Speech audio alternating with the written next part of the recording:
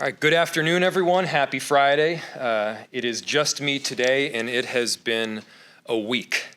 But I promise you that we have some really excellent news to share with you. We have already known that we've been getting around $270 million in total through the Rescue Act funding, which has been allocated to our city. And our team here, a lot of the individuals that are standing here in the room that are going to be able to answer a series of detailed questions from you, have been working tirelessly over these last couple of months to make sure that we have the best possible recommendations. Of that $270 million, we felt strongly that around 89 to 90 million of it needed to be allocated immediately. It needed to be pushed out because, look, our residents need it. Our small and local businesses need it. This has been a long and tough year, and this is an opportunity to jumpstart our city. This is now an opportunity to provide the much needed relief to our residents who have been struggling most. And this is an opportunity to reignite small and local businesses that have been hit particularly hard by the recession, the pandemic of COVID-19. And so the funding, which you have seen a detailed explanation in your packets, again, will be pushed out to the tune of about $89 million. And the goal is to get it out as quickly as possible. So we've been asking the council to, of course, deliberate, of course, engage with community, but there is a sense of urgency right now because this is an opportunity for all of us to come together around a vision of reopening, reigniting Minneapolis, and making sure that those who are struggling most are helped first. So there are a series of areas that we've been focused on, and those areas really have not changed since the beginning of my term. They are housing, with a specific focus on low income, affordable, and making sure that people who are experiencing homelessness have that next rung on the ladder to pull themselves out. It's economic inclusion.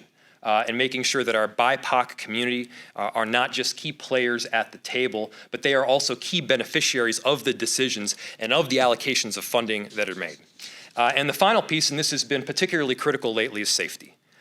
We need to make sure that our city is safe, and that's a foundational element in order to return to a full economic activity. So I'm going to go through several of the items with you. I'm not going to go through everything because there's just far too many individual segments to touch in full. But, so first, in the area of housing. We have a real focus on housing stability. People over this last year have lost their jobs. Because they've lost their jobs, they haven't been able to pay the rent. And with a moratorium of eviction that's being lifted, people are potentially going to be put on the street without additional assistance. So first, we've been willing to provide, and we're going to provide, rental assistance. Secondly, the difficulty is not limited to renters. People who have not been able to pay their mortgage are also going to need some help as well, and so we're going to step in there as well. We've seen the need to have a real significant and urgent homeless response grow over this last year, and given the stakes of our economy and given the state of our housing crisis and a moratorium being lifted, we know that the needs can become even more urgent. And so we're stepping up to provide assistance in the form of a new shelter, specifically for women. We're working to provide flexible funding so that we can work with individuals who are experiencing unsheltered homeless at many of the encampments that you've seen around our city, and also giving them the necessary transitional assistance and support to get a stable home in the long term. Having that necessary linkage between a homeless shelter or a homeless encampment and a stable home is not an easy thing to do, but providing that necessary outreach, engagement, and assistance, and a whole compassionate care approach, that's the one that we're taking. We're also doing some new things in the area of housing. We're pushing further in the area of single room occupancy to make sure that people who are either in our shelter system or who are experiencing unsheltered homelessness have the ability to access some of these rooms, whether it's motel, hotel, or otherwise, in the very near future. We also know that over the last 40 years, public housing has been underfunded by Democrat and Republican presidents alike. And what's been having to happen is localities, states and cities are having to step up more and more. And what we are going to provide is a really significant investment for our public housing stock, particularly in this scattered site. So this would allow us to increase the amount of public housing units that we have throughout the city, and would also allow us to make the necessary repairs as well. That's housing, about $21 million in total. The next area is economic inclusion, and we're doing a whole lot of work there, totaling out to about $34 million. First, we're reimbursing license fees from March through December, and our businesses need this support. For our businesses that have had such a rough time over this last year, we want to make sure that our city is helping, not being an additional hindrance. And part of that work is making sure that they don't need to pay those license fees, so rather we will be reimbursing them again March through December of 2021. We've got fee reductions for businesses that have been forced to close but are still planning to reopen. We've got monies as well for our commercial property development fund. I mentioned just yesterday the importance of having Black-owned business, Black-owned real estate, especially in areas like on the intersection of 38th and Chicago, but also throughout all of our major commercial corridors and cultural corridors throughout the city. This is providing that necessary patient capital and gap financing so that our Black community doesn't need to just own the business, they can own the underlying property. And then as we see the economy reignite, as we see things come back to life, they then can reap the benefits of the economic gain. That's going to be a really critical piece. We've got $10 million in that fund just through this allocation alone. And yes, all of these areas will be, among others, focused on 38th and Chicago. We've got job training. We've got a workforce ambassador program in here. We've got money to specifically cultural districts, and that's everything from facade grant improvements to street activation to bringing these areas back to life. The areas that were substantially hit by the pandemic were many of the same areas that were substantially hit by the unrest following the murder of George Floyd. We want to give them the necessary assistance they need as quickly as possible, and again, the need is urgent. Finally, safety. You don't have a world-class city unless it's safe. You don't have a full return to economic activity unless people feel safe and they are safe. It's both a reality and a perception issue. And so we're investing in a comprehensive approach. We laid out a comprehensive community-based model for both police accountability and public safety approximately 3+ weeks ago. And that model will be incorporated in terms of the funding that you're going to see here today. It's youth safety. First, recognizing that over the last year, young people haven't had a whole lot to do. Schools have been not in session, at least in person. Virtual learning has been taking place, and they've had nothing to do.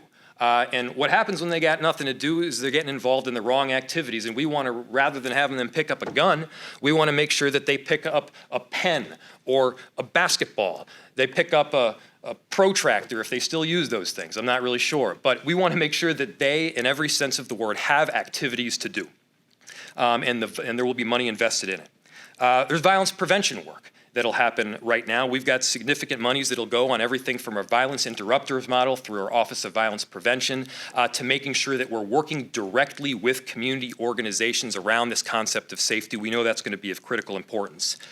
We have an extremely successful group violence intervention program at our city, but what we've recognized is that that program has not entirely focused on a younger age population. We want to expand this program, making sure that we're focused on young people throughout our city, and it's basically given them a two-pronged approach or a fork in the road. We want to provide them the assistance they need, whether it's housing or a job or access, but we also want to make sure that they put down the guns. This program will be extended to young people, and I believe it won't just help the young people, it'll also help the neighborhoods that have been seriously suffering from a spat of gun violence. We've got, I can go on, community service officers that are going to be working directly with some technology improvements and specifically cameras at a lot of the hot spots that we've seen throughout our city. That'll be of critical importance. We are investing in additional investigations and patrol. So both investigations to make sure that we're rooting some of these issues out ahead of time. We've got the improper intelligence. We're able to find the perpetrators of some of these horrible gun violence crimes, and we've got the necessary police patrol to be able to assist as well. And finally, we've got to focus on violent crime hotspots as well, and that's predominantly through police overtime. The final issue, which is a bit of a new program here in our city, is the guaranteed basic income approach. And we've had the structure set up for a bit now through a combination of a couple of different programs, but the whole concept of guaranteed basic income is we want to provide people with the funds that they can then figure out how to utilize. And if that means that they need repairs on their car, they can go get repairs on their car. If that means they need some additional assistance in daycare that week or that month, we can provide that too. This would be allocated in $500 disbursements over a period of 24 months to about 200 families. And I think this program will be successful, and it's particularly applicable right now as we look for ways to both reopen, rejuvenate, and reimagine how our city is going to function going forward. So those are the main pieces of it. There's a whole lot more in that $89 million. Again, there's an urgency to this money, and we're asking for it to get out as quickly as possible because, look, our city very much needs it. Happy to answer any questions you might have. Any break for homeowners and property taxes? So the homeowners, as I mentioned, will be receiving assistance through mortgage assistance. So in making sure that they're able to provide mortgages and property taxes, as you know, are one of the core and basic foundational items in terms of how the city itself receives revenue. And as you know, about 45% or so of our revenues come from property taxes. Somewhere in the range of 55% come from other items like sales tax, entertainment tax, parking fees, things that have largely been lost over this last year because, again, the city wasn't operating on all cylinders for a number of different reasons. So we have requirements that are set up by state law as to how property taxes are to be assessed and then how we take that money in. Of course, we'll be exploring all of our options going forward, but again, part of this is that we need to make sure that we're operating on all cylinders as a city enterprise as well. And by the way, speaking of operating on all levels as a city enterprise, our city staff have been kicking butt over this last year, doing absolutely everything that they can to get our city of Minneapolis through a very difficult time. We've also got monies in this plan to make sure that some of the sacrifices that they took, like furloughs, get reimbursed. On another matter, Mayor, is there a public safety plan in place for tonight, given what happened last night on Lake Street? I'd be happy to answer that question right after I get done answering all the other questions about this particular funding. But I'm not avoiding it. I will answer it in just a second here. When do you expect the other balance of the money from the federal government? In a year or later this year? Is there a timeline on that? So the reason that we want to get the $89 million out again is because there's an urgency for these particular items. We also recognize that there's a willingness for the community to participate in the process. They want to be involved. The community wants to be able to provide feedback, and a full and extensive community engagement process would be really ripe for the other $180 million or so that we're going to be allocating later this year. And so we get this money out as quickly as possible because, again, these aspects of safety, these aspects of housing, they're very urgent. And then we can more broadly apply the remaining amount of money. And there's also two phases, I'll tell you, as to how we receive the funding. Is it 100 and 100? Is it a 135 this May, 135. So it's 135 this May, 135 next May. So we'll have another allocation likely later this year. So you've already got $46 million already. This 89 for the 135, or is that for the whole from May to May of 2022? When does the other 46 come? Yeah, we have received 135 million. Yeah, go over it. So we've received the $135 million at this point. We've got the 89, which we want to allocate in the immediacy and get out as quickly as possible. There's some remaining money that we want to make sure that the council and others have the opportunity to engage on. Yes. We have received $135.5 million. We received that in May. We will be receiving the second $135.5 million in May of 2022, and that is based on the federal legislation that was approved. They are sending those funds out to cities in two different tranches, but states and other entities will be getting them differently, but cities get them in two phases. So is this 89 million out of next year's 135, or is that part of this year's 135? Part of this year's 135. Give me your name. So then where does the other 46 million come into play? When do you get that? You said you already have it? We already have that, and I've been reminded to give you my name, Lori Johnson, Deputy CFO.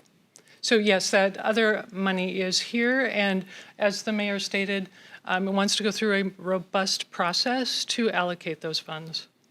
The 46 million. Correct. Okay, so that, okay. So it's the 46 million, but we're already anticipating we're getting the other 135 million. So the community engagement process, as well as even some of the decisions, can even be made beforehand. And I also want to give a big thank you to Lori and Amelia that have done a ton of work in addition to, well, he's not here now, Peter from my staff, Peter Ebnett. Yeah. So are you hoping to build new housing, low-income housing this year already with? We're hoping, yes, one of the components of the housing segment is to make sure that we've got deeply affordable and extremely low barrier housing. We have people that are experiencing homelessness right now in our city that are working. They are working, yet they still don't have the necessary revenues to be able to make up the gap between the cost of a shelter and the cost of some of the deepest affordable housing that we have in our city. And not only is that the immoral decision to keep people on the streets, but it's also financially not smart to the city because it costs several times more to keep people on the streets cycling through hospital stays and shelters and sometimes jail than it does just to get them this necessary transitional housing assistance, which is exactly what we're funding in this proposal.